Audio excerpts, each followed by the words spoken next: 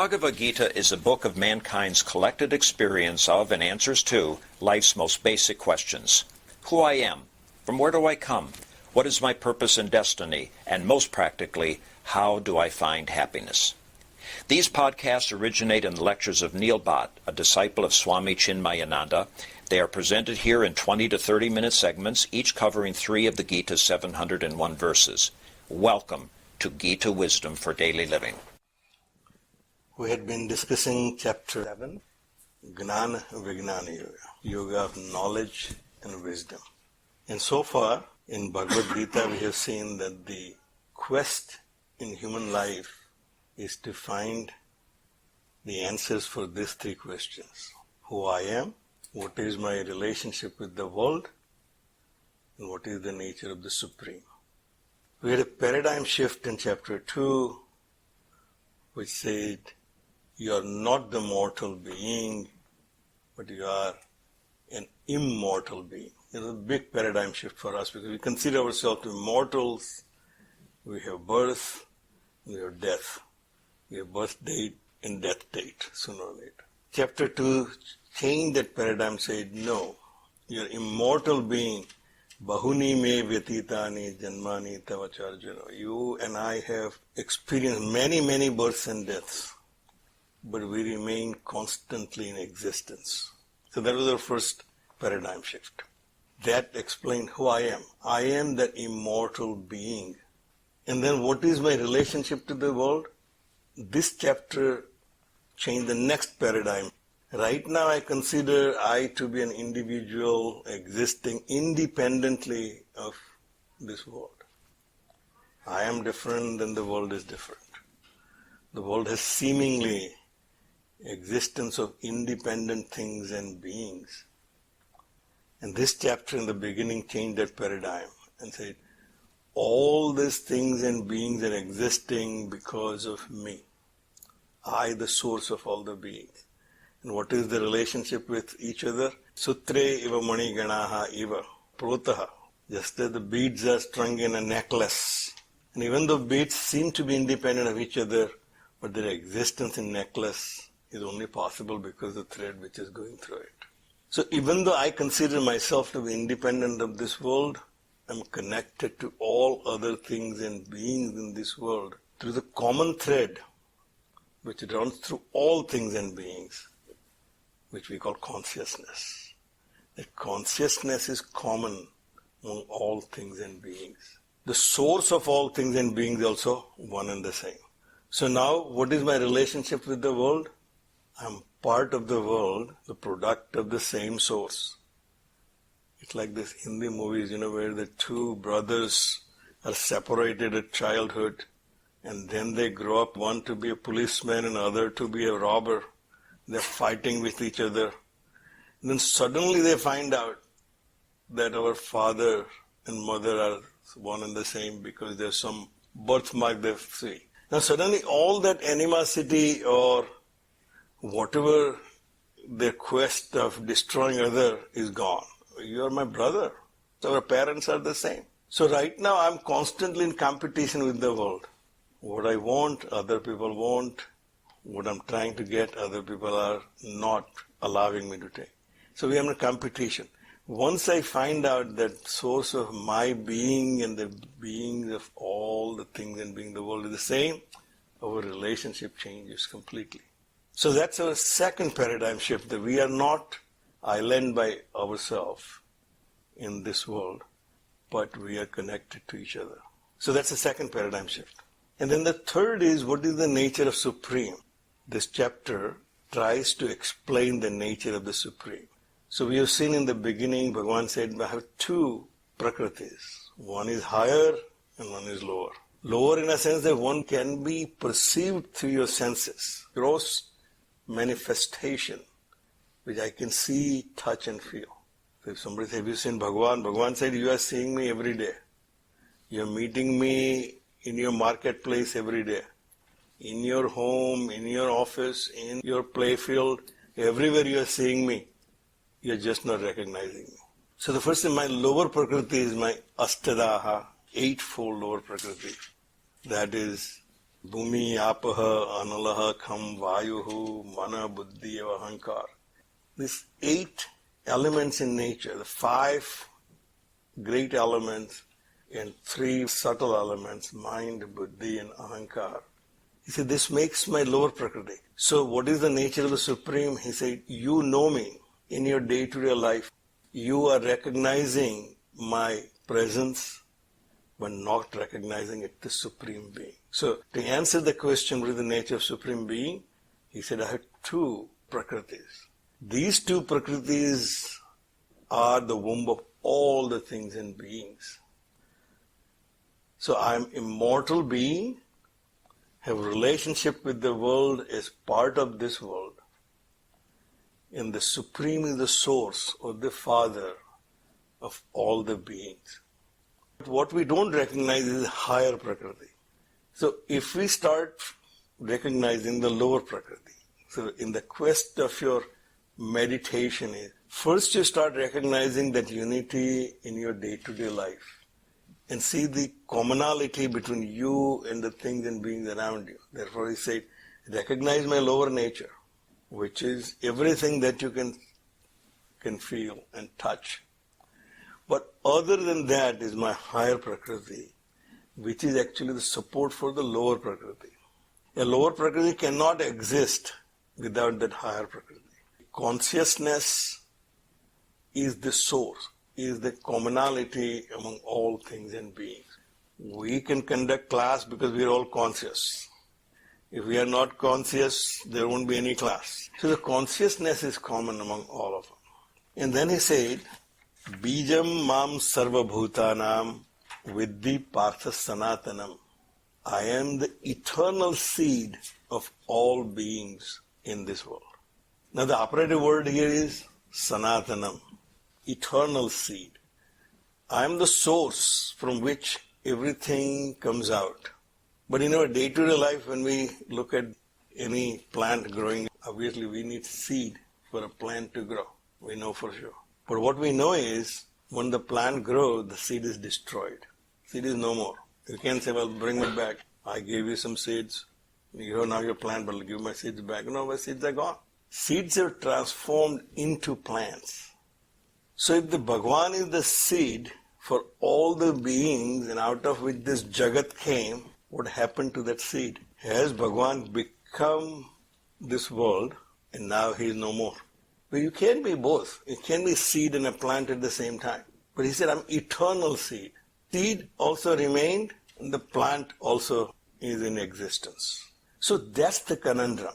What is the relationship between I and my source? So Bhagavan, when he decided that he's going to create this universe out of his own self, obviously the only material available to him was his own self. So first thing we have concluded from our intellectual hypothesis that Bhagavan could not have created this world by borrowing, stealing or acquiring material from somebody else.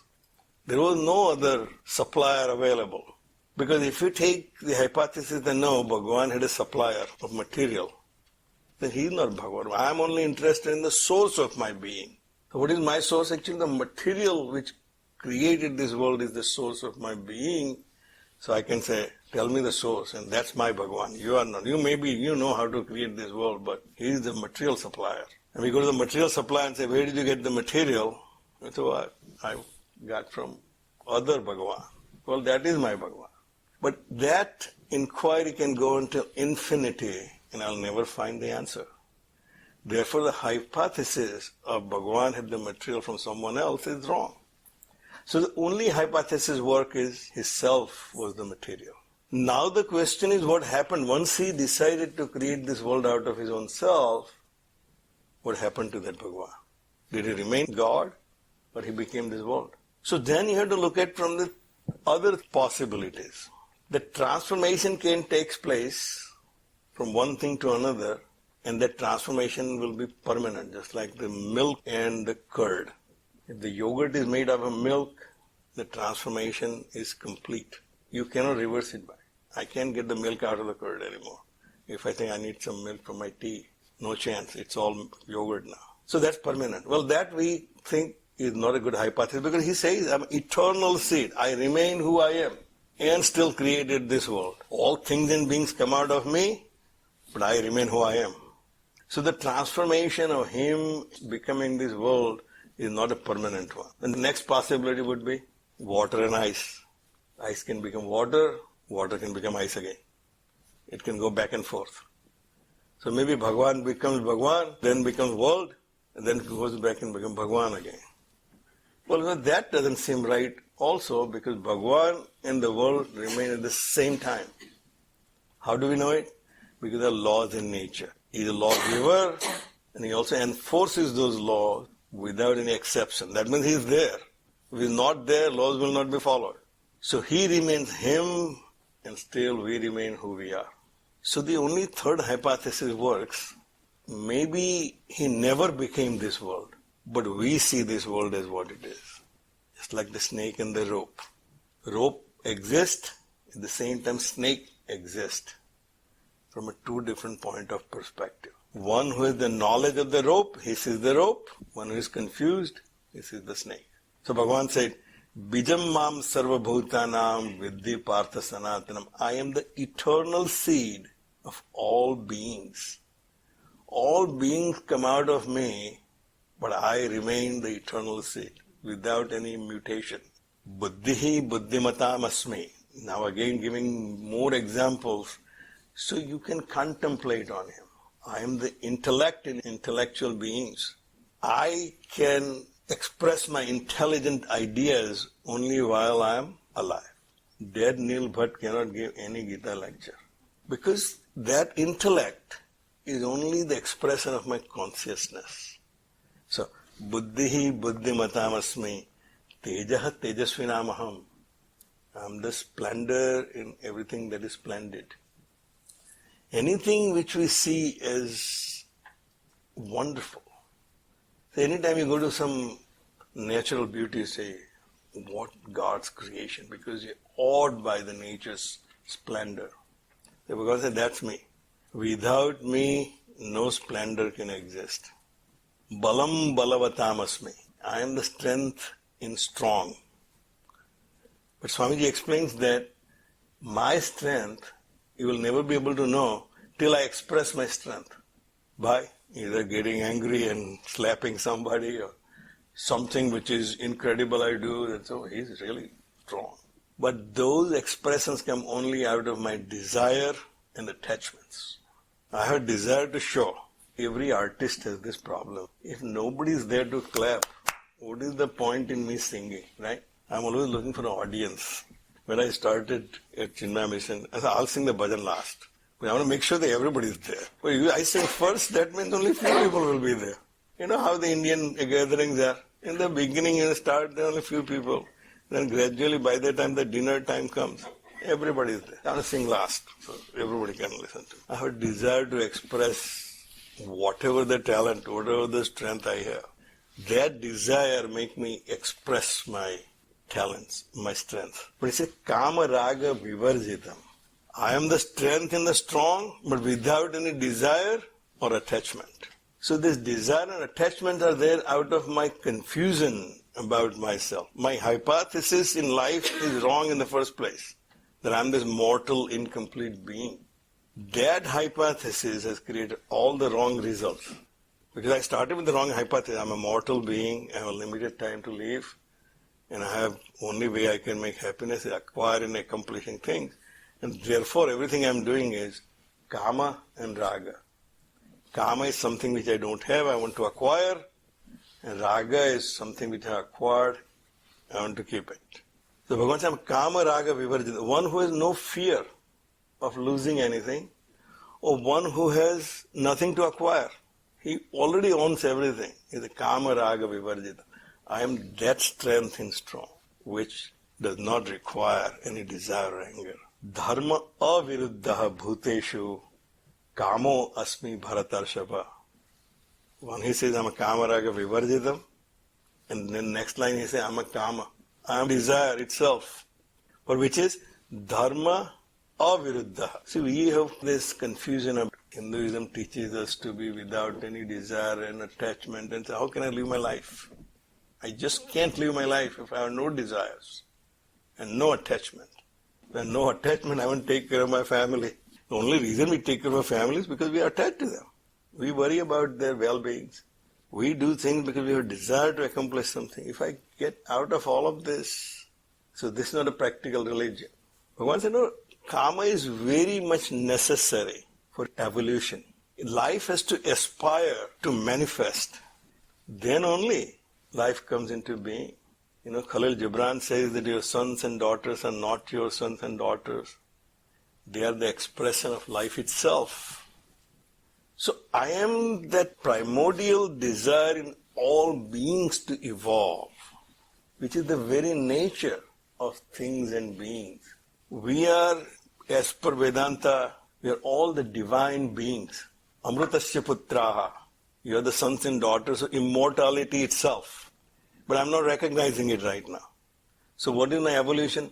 Is going from this mortality to immortality. That's path of my evolution. That desire to rise from these limitations to limitlessness is my dharma. I'm that desire in all beings and things to evolve from the lower to higher. Dharma aviruddha bhuteshu, in all the beings, kamo asmi bharata sarva. I'm that desire in all beings to evolve, to improve, to grow. So there is nothing wrong about any desire which makes you improve your life, improve yourself. It is when it is other way around. Any desire which brings me down on the path of my evolution, that's what we consider sin. In the next verse he says, Echa eva sattvika bhava rajasaha tamasascha e. So whatever beings and things you see in this world, Prakriti has three qualities, Sattvic, Rajasic and Tamasic. And we have seen in previous discussion that everything and being is nothing but some permit is a combination of all these three. More Sattva, less Rajas, very little Tamas, or other way around. So out of these three, infinite variety of things and beings have come into existence. Whatever they are, Matta eva iti. They all came from me only. Multicolor printing, we know. Only three this cartridges required, magenta, yellow and blue. With these three cartridges, we can print wonderful pictures. So all these varieties in this world is nothing but permitting sattva, rajas and tamas. Anything which you see, whether it's sattvic, rajasic, tamasic, they all come from me. See, our confusion is anything divine or good, we think that comes from Bhagavan. Bhagavan's, avatar. Anything not really good, well, that must be from somewhere else. All the evil qualities, evil people, wrong things, not so good things must have come from somewhere else. Bhagavan, they all come from me.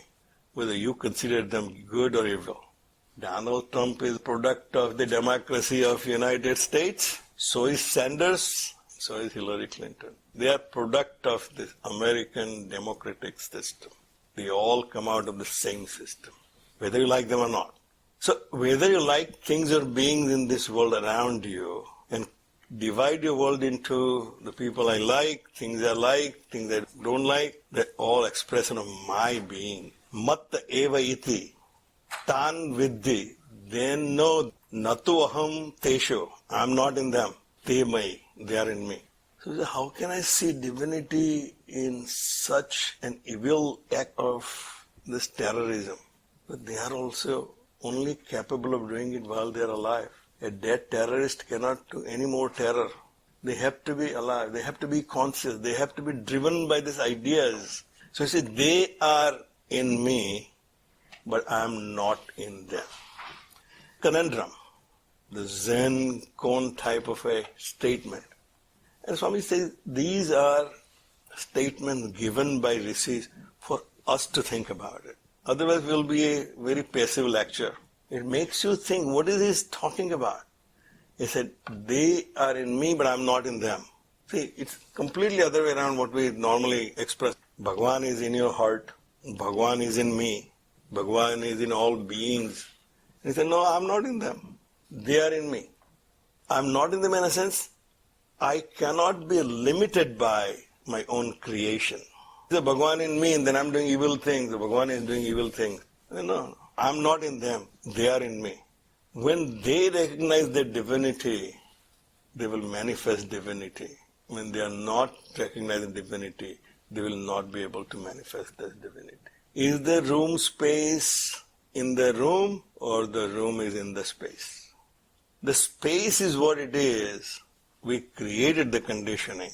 Space never got polluted, never got divided, never changed, never had to import from Hanover County. It was always here. I just created conditioning. When I remove the conditioning, it will go back to.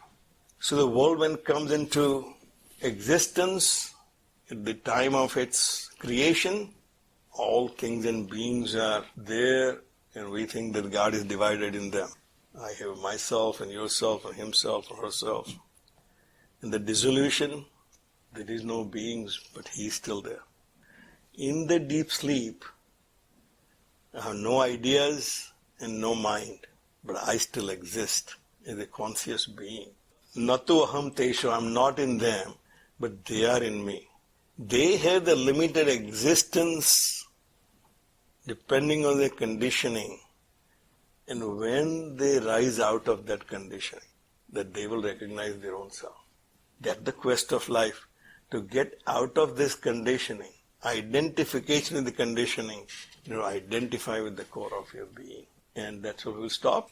If you find this podcast helpful, please support it by donating any amount by going to the episode's website at neilbhatt.podbean.com or at chinmayarichmond.org. Thank you. Om Sarve Bhavantu Sukhina Sarve Santu Niramayaha Sarve Bhadrani Pashyantu Ma Kaschid Dukkha Bhag Bhave. Om Shanti Shanti Shanti. Hari Om Shri Guru